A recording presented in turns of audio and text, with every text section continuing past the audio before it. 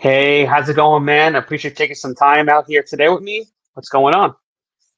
I'm good, bro. How are you? I'm doing good, man. I appreciate you being here. Before we get into your matchup, I want to kind of talk about your last win. You had a great hard-fought victory against Jeremiah Wells your last time out. I wanted to get your thoughts on the fight and kind of rate your performance in that one. Yeah. It was a tough fight. Jeremiah Wells, very tough guy, really explosive. Kind of hard to prepare for. He wins all his fights by finish. Can I swear on here? Is this a Oh, of course, yeah, dude. Go right ahead. Yeah, he fucks everybody up. He either finished them, knocked them out, subbed them, everybody. So he was a little dangerous guy. He's a shorter guy, so he has that like kind of like little man syndrome. But he was real powerful. He was real powerful. Um, last fight on my contract too, we opted to fight the contract out to just see what's cracking, get the most bang for my buck. It's a risk, but yeah, I fought Jeremiah Wells, tough guy, man. I wanted to finish him. He was tough, but I hit him with a jab early in the first, really hard, and then he stopped like barreling in because he comes at you throwing 4 or 5 like a blitz, and we were waiting to slide back and check hook him, but I remember like halfway through the first, he came in and I stuck him with a good jab, and ever since then he like was more like tentative. But the thing about when you fight someone like that, once you throw on them, they throw 4 or 5 bombs. So you have to. It was real technical because I had to feint and then throw and cover, and it's challenging. It's like a trap when someone is gonna counter. You have to feint, and it was a chess match, but got some opportune takedowns. Um, yeah, he's tough, man. He's a tough fight, and I beat him, and I feel good about it. Like I said, I wish I would have finished him, but some guys are tough. Some guys are tougher than others and don't want to go out without a fight.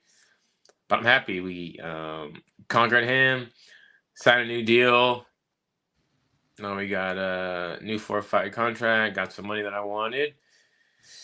Oh, so I'm in a good place.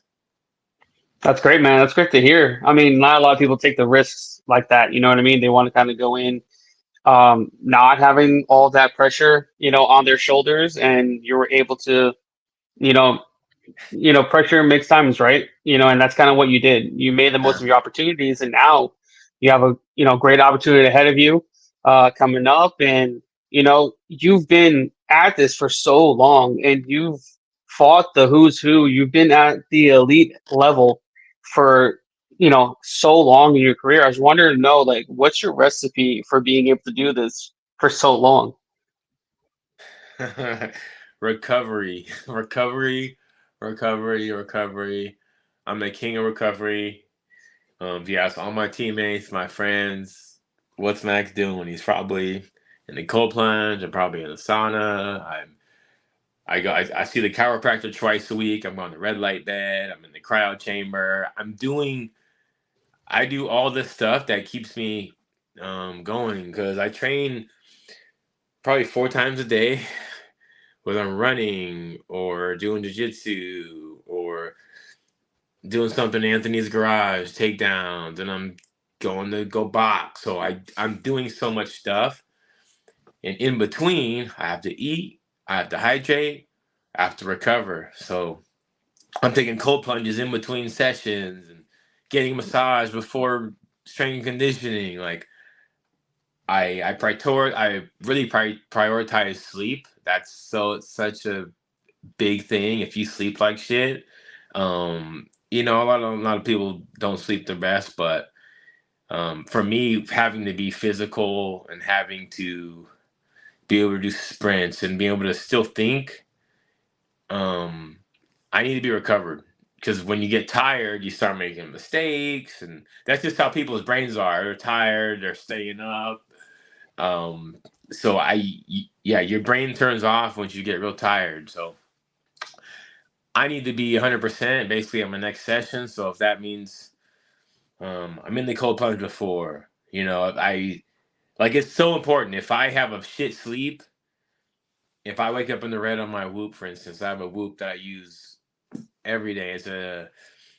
I say it's a diagnostic or instrument panel, like in your vehicle, but for your body. It talks about your sleep, your recovery, different insights. When I take my mouth, it's like a +5 recovery. When I take my vitamin D3, it's +5. So it tracks what you do, and then you do more of that. Because eating late at night doesn't work for me, it might work for you. So everyone's different, but the Whoop really helps me like do what I know works for my body scientifically with the data to back it, and then I do that, and it keeps me going, man. Um, yeah, recovery is so important, so important. Yeah, and I'm assuming that's really what's going to help you, be in your, at your best capabilities coming into this fight at UFC 310 against Michael Chiesa. Am I right? Very, very much so. And even since then, I went to go down in Tijuana. I went to go get stem cell at CPI, Cellular Performance Institute. I got that done right after the Jeremiah Wells fight. So my body's like fresh, new. My brain, I've been doing brain training and different. I'm checking all the dots, crossing all the T's, and I'm ready to perform like no other December 7th, UFC 310.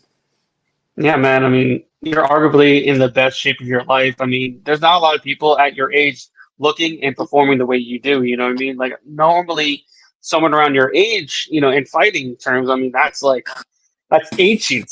You know what I mean? But you've been on an Yeah. incline, not a decline at this stage of your career. It's really impressive. Yeah. No, thank you. And like I said, I attribute that to wanting to grow. I feel like too, a lot of people, they get to a certain age or a certain thing. Oh, I know everything. I worked on my boxing. There's nothing more I could learn. You have to grow. You have to read. You have to learn. There's always something more to do, and that's like being stagnant. Stagnant water is bad.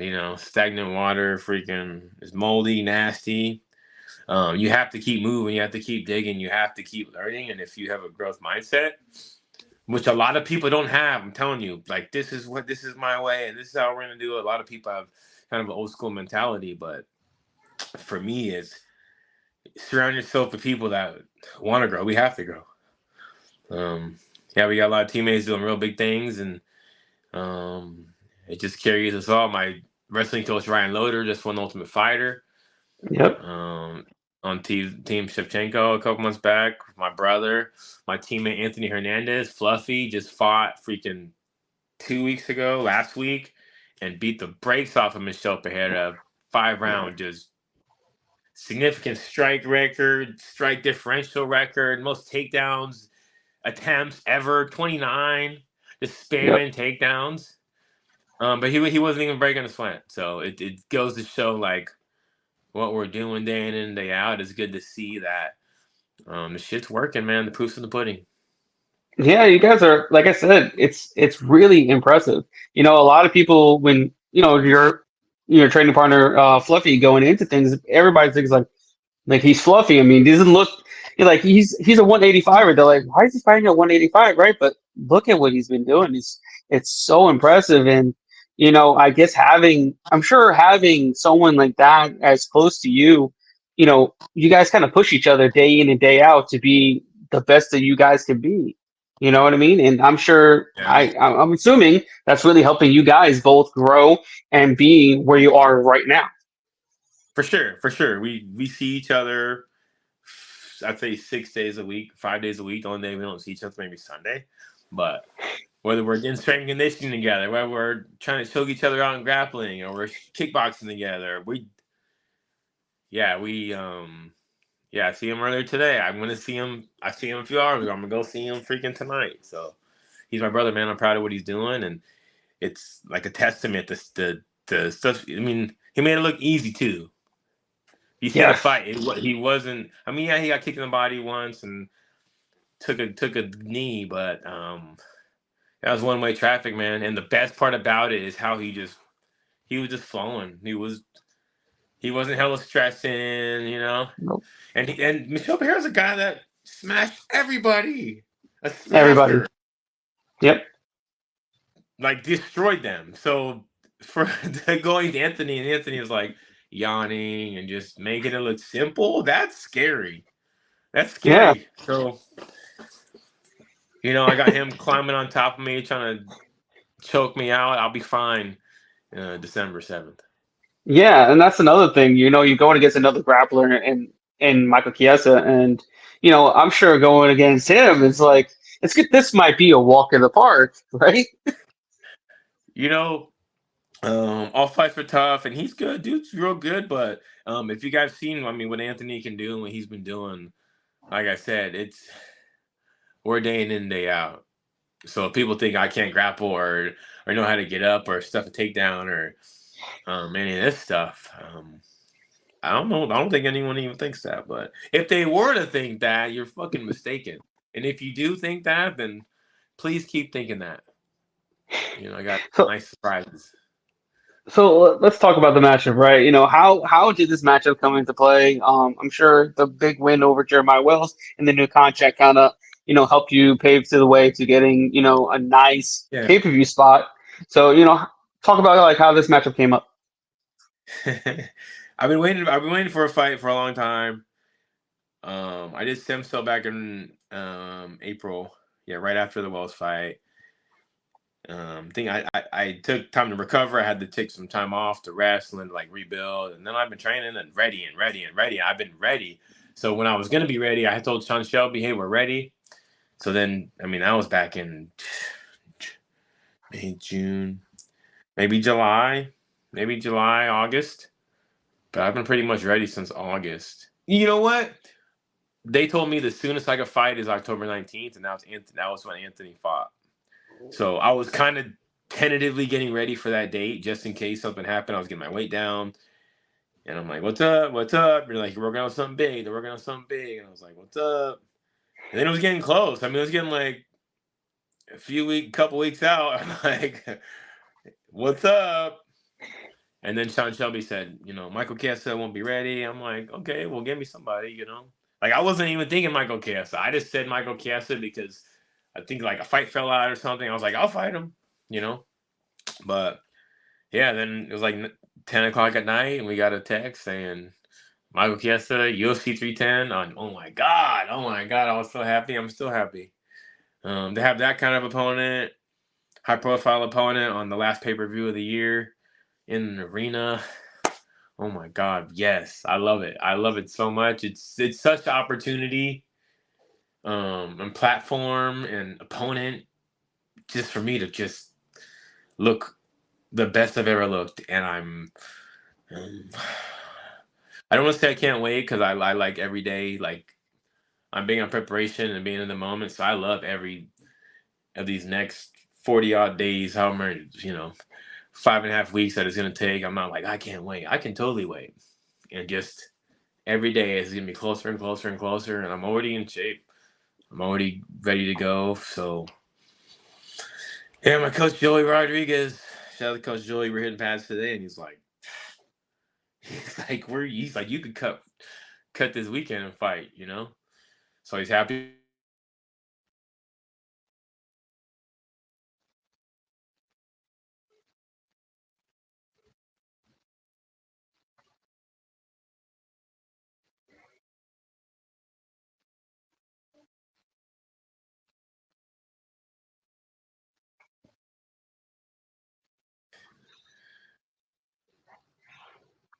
I was saying something. Yeah, no, we were talking about the Chiesa fight and how this is such a big moment, and you're living in the moment and not getting too ahead of yourself. But yeah, I mean, Yeah, big fight. yeah, totally. I love the process. I'm telling you, the process to me is the best part about the fight. I don't like rushing it and wishing I was there now. Like, yeah, as far as me being ready already, I mean, it's the process. It's literally the process. I like getting a guy and adjusting my training for the guy. So I'm fighting a southpaw. So I'm only sparring southpaws and I'm working on certain wrestling moves that he likes, you know what I mean? The stuff he likes to attack. I'm working on that. So I like every fight, you kind of put a feather in your hat on new maneuvers you need to focus on. Like with Jeremiah Wells, you know, he had the fight kind of lower. We had to have really good tight shell. We had to have really good defense, not let anything in because he was a bomber, you know. So I feel like this fight camp we're working on a lot of jiu-jitsu defense and different grappling maneuvers because his only chance is on the ground. So he's going to try to get me on the ground. I mean, it's no secret. I mean, not to take anything away from his striking, but he's not a striker. No knockouts or nothing like that. It's all grappling. So yeah, I really like the process of it and just getting so good at certain things and then going out there executing and getting paid and having a good time, man. I love this shit.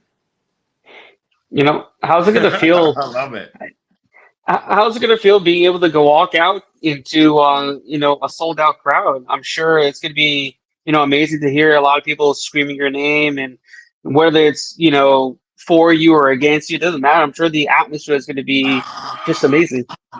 Yeah, I've been spending a lot of time in the Apex. Like I've been on big fights. I've been on ton of Connor cards and different. I've been on some crazy, part of some crazy cards. But it's nice right now at my state, and this is just like it's such an opportunity for me to shine with all these eyes and to have a spectacular victory with the crowd because I've had some good victories and not all of them were with the crowd. I'm spending a lot of time with the Apex, so now to get up out of it and make some people then blow their minds is going to be fun. Because I mean, the Apex fans, man, they're not real fans. It's like they're like socialites that like don't even watch fights. They're all on their phone. They're like hot chicks that are on their phone. Like I want fans, like wrestling fans. Like if you ever been to Yeah, like a SmackDown or yeah, something or some kind of, those are real fans. Monster Truck, like those are the real fans. The Bull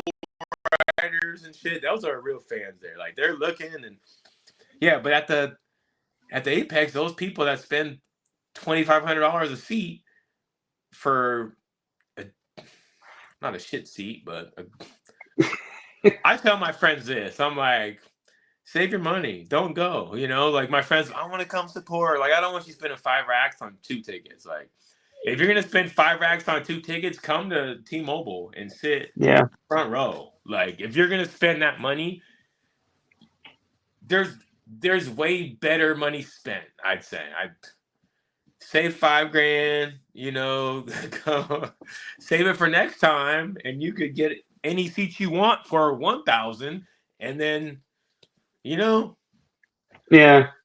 I mean, I've been to the Apex. It was a lot of fun. yeah, It's different because it's like it's close. You can hear everything, like yeah, everything. I like You know it. what I mean? I do like it. So it's very intimate, but the atmosphere of an arena is unlike anything Yeah, like I've ever witnessed before. You know what I mean? you can't even breathe. I remember doing I'm big on breath, like breathe. There's a lot going on that you're not even like thinking that you're like holding your breath, looking at all this shit. I remember when I fought Carlos Condit out in UFC 264, I think. It's when McGregor broke his leg on Poirier's. I was there. I fought Condit there. It was the first fight after COVID. It was fire. Unbelievable night. What was my point on that? Oh, when we did weigh-ins, like I was lined up with Carlos. We were all lined up out these ceremonials, and it was the. We were at the Apex for years, you know, at the Apex for like however many years, 2 years, 3 years, something like that. But that was the first show, and you could like see the vibration of like the energy, like it's like deafening. And you're out there, all our hair standing up, you getting nervous, like your nerves are pumping, you gotta breathe, like yeah, I'm big on energy and all that stuff. So I could feel it, man. I could see it, I could feel it. It's heavy, man. At these arenas, it's heavy. Yeah, I remember UFC 300 was something crazy, especially when Max Holloway knocked out Justin Oh Gaethje. my god. I was there. I was like, Yeah. everybody's like that. I've never been to that like oh my god moment, and that was like Yeah. oh my god moment. You know what I mean? Yeah, you'll remember that forever. Forever Yeah, you'll remember that. Like, yeah. But like now that it's such a big thing, you're going into an arena. Do you have anything kind of planned out for your walkout yet? Anything crazy? Anything you kind of think of? maybe I'll think about I didn't think about it yet, but they ain't let me come out with the loonies, man. They gotta let Yuck Mouth come out there, man, and freaking um do my song, but we'll see. Um we'll see what happens. So, in terms of the match it goes, how do you kind of see it playing out? He likes to go in there and grapple. He kind of has his little weakness that we've seen in his game in his grappling with Darce chokes. Maybe we could kind of see that implemented in your game, but how do you kind of see that playing out? Yeah, you think he'd be prepared for that, but I think he's lost like 4 Darce chokes, 5, maybe 5. 4 for sure. Yeah, Yeah, we're conscious of that, but I'm really like, are you trying to set me up by trying to Darce you? Because to get Darce that many times is like kind of right. interesting, but he's dangerous on the ground. I mean, he submitted Tony Ferguson, you know. Even though I did not watch that fight yet, I let my coaches do the watching, but I've seen him fight. I know how he fights, and he fights real scared, nervous. But I've said this before: a nervous fighter is a dangerous fighter, man. Someone that's hella jerky and like kind of, like you don't know what they're gonna do. It's like sparring with someone that's kind of newer and they're herky jerky and they could catch you, So versus someone that has some experience. I mean, he does have experience, but striking wise, it just seems like he's like in a panic and just he's rushing to get it to the ground, So really, just keep it standing. I mean, if you grapple, you grapple. I've been working with a lot of good guys, and we're working all the positions. We're working all the positions. I'm spending time and time and time and time and time and time and time in these positions that he's successful at. So anywhere that he gets me or I get him or he wants me to be, I'll be ready for escapes, counters, damage, reversals, submissions. And I'm strong, man. I'm not gonna get muscled around. I'll tell you that. Yeah, I mean, you kind of don't look small, so I think you should be fine. So Yeah. I think you should be good there. Switching gears, switching gears a little bit. I want to talk about your newsletter that you have going on I believe it's every week or Every week. however. I want you to I want you to talk about that a little bit because I think it's kind of interesting. Yeah, I have a newsletter. We hit 100 newsletters. I want to say last month, but it's good. I partner up with my guy Kevin. He does really good work, and I was like, newsletter, maybe, And then we started doing it, and we get a lot of. He asked me a lot of. It's set up really well. He asked a lot of good questions for me. I get prompts every Monday, and then I look at them and think about them, and I answer them, and then he puts it together in this nice, easy to read like format. But we're helping a lot of people. It's like local event, not local events, but like local news shit that's going on in the world, my opinion, and then like stuff that you could like learn shit from, like how'd I do this or what would my opinion be on this topic or that topic. But I try to put insights in there and stuff that you can use and be a better person, man. I don't know everything, but I'll share with what I do know.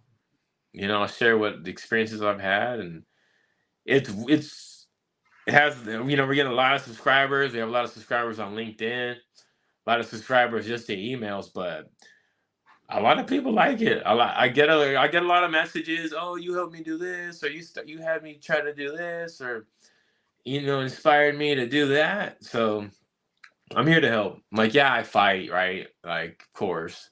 But I'm like, just only fight. I feel like I got to use my platform for good and to inspire others, and just help people be better, man. Yeah, I mean, I like it. I enjoy, the content that you bring and bring, the personality out of the fighter, right? And you bring your area expertise in many other different, things. And I feel like it's a great read for people. Where can people, subscribe to your newsletter? Oh, I think my newsletter, my newsletter is on my LinkedIn. My newsletter is on my Instagram, Max Payne Griffin. The link in my bio. It has all these different lovely things that I could connect you with for newsletters or saving money on different products or different podcasts that I pop in there. But I have merch, maxpaynestore.com, maxpaynegriffin.com. But I mean, find me mainly on uh, LinkedIn. No one's on there. No fighters. I mean, Nope, I'd say not probably really. 5 fighters on there. Yeah. But I mean, it's where business happens. Yep. It's the business Facebook. Yep. Um, it makes sense. It makes sense to me. I mean, you want to do business, then talk to business people, and go for it. It's a no-brainer for me, but I'm on there. But yeah, mainly on Instagram, man. Mainly on Instagram. Check me out. All right, man. Before I let you go, I want to know if there's any message you have out there for your fans that are eagerly waiting to watch you fight at UFC 310. My people, Max Payne Army, salute. You guys know I'm ready. You know what time it is. The pain train's coming, and we've all wanted to see me on back in the arena so we can have some fun together. So come out 310. The after party's going down. Um, it's gonna be a beautiful night, and it's time. It's our time, baby. I fight for everybody too, because yeah, I'm individual, but so many. It takes the army, man. How many people help me, and people that I've known and that support me over these years. I've been fighting for 18 years, bro. 18 years, UFC 8 years, and that's been my life. So the people I met along the way, coworkers, and I know this little Thai people, Hell's Angels. Like I have a whole world of support. So I'm thankful and grateful for all of it. And I fight for us all. So when I'm up there and you're in the TV, like, yeah, let's go. Like, I feel that. I feel the energy. I'm big on that, and I appreciate all you guys out there. I mean it. All right, man. I appreciate you taking the time out today. We'll speak soon, and good luck. Thank you, bro. Peace.